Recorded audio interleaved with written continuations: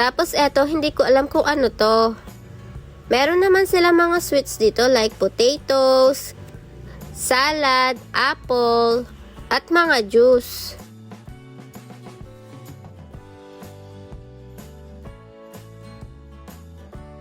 Mas nakarami kami sa mga chicken nila. Nagustuhan nga ng mga kasama ko yung buttered chicken nila.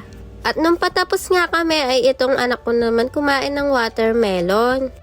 Hindi ko alam na gustuhan niya pala yan. Kakaibang struggle talaga kapag kasama mong kumain yung baby nyo, pero masaya. Habang kumakain nga yung baby ko ay yung tatay naman niya may kausap. Kausap niya pala yung mga chicks niya dyan. Char!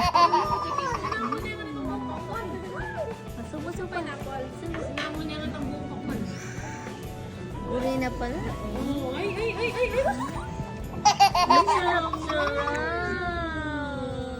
Ay!